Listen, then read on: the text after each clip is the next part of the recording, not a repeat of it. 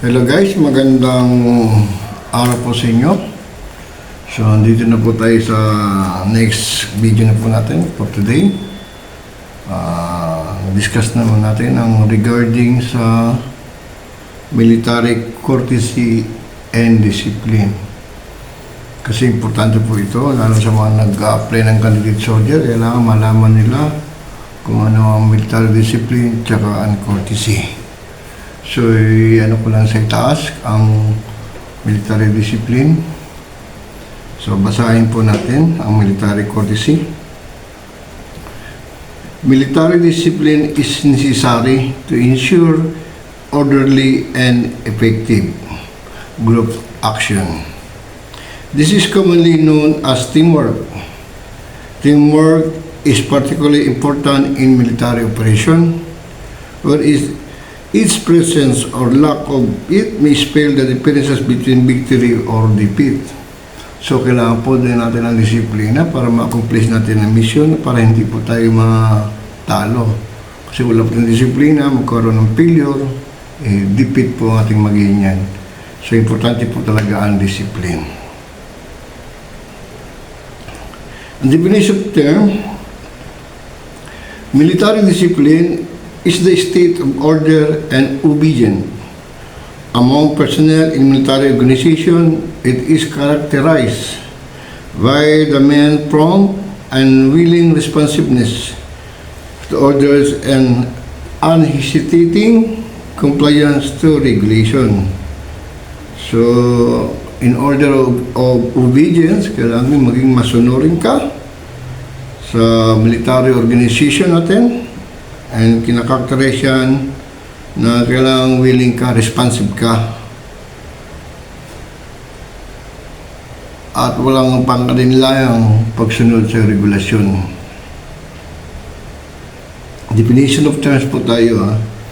Military courtesy are the act of politeness, civility, and respect that personnel in military organization accord to one another, just like the civilian world. Military courtesy serve to smooth the personal relationship among men in the profession of arms. As soldier, you must be thoroughly familiar with the different forms of military courtesy.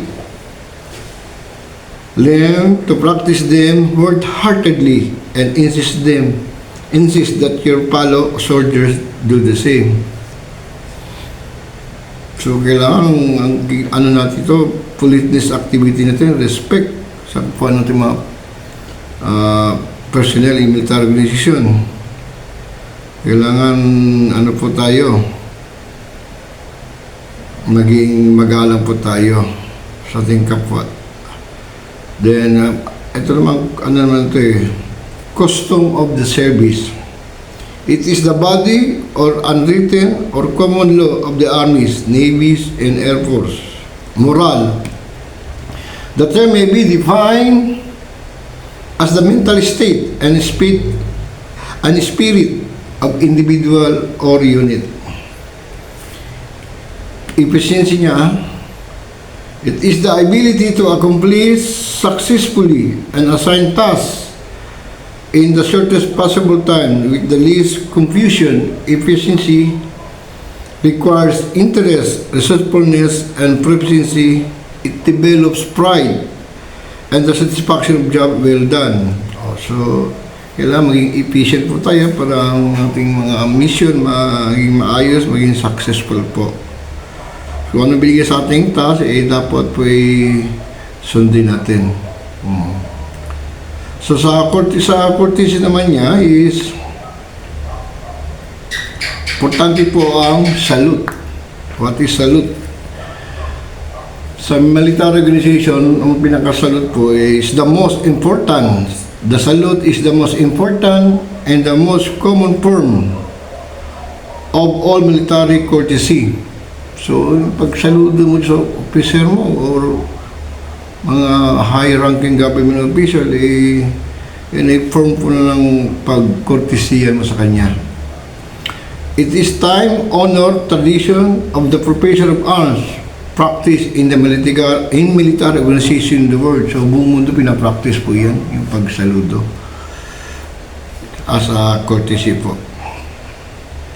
The manner an individual execute in the salute indication of this moral and discipline in his unit. So yung discipline ng isang unit, so sa pag-salute, doon mo determine kung disiplinado pa mga sundalo, mag-alang ba sila.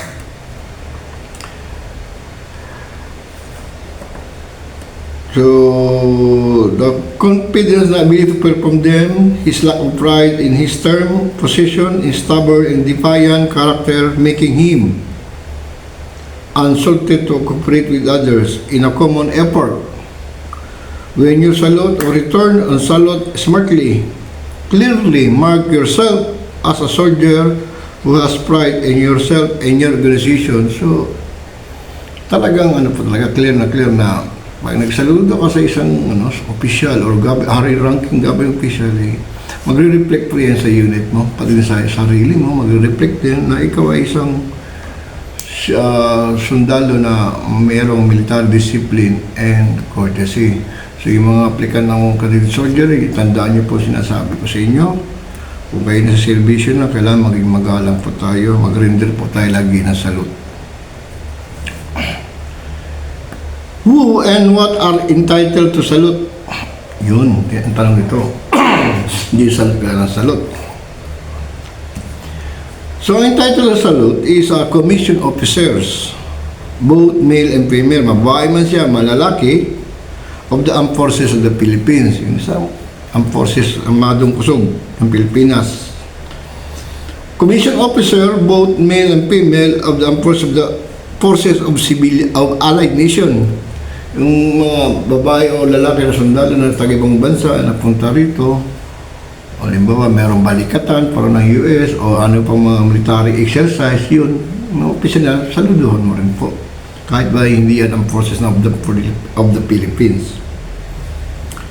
Civilian high officials or foreign dignitaries during military honors rendered for them. So, pwede tayo magsalute sa mga government official, yung mga ranking, di ba, mayor, o ano pa mga ranking na civilian ay official, gobernador ba, o senador, congressman, pwede magsalute dyan.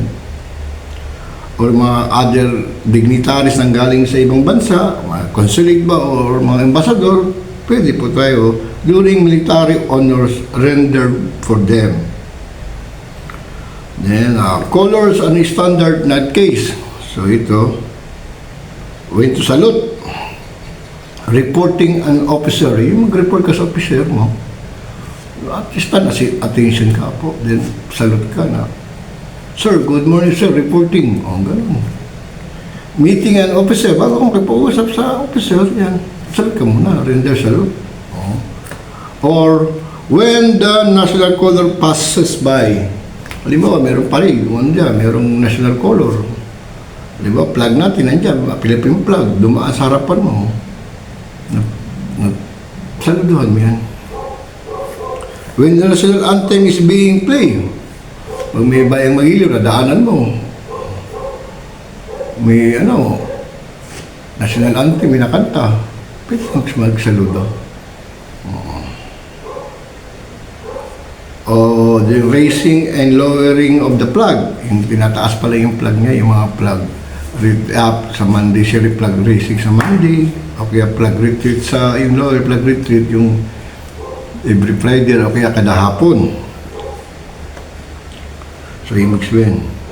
When not to salute, ito, kailan ba pwede na hindi magsaludo? Number 1, when troops are at work,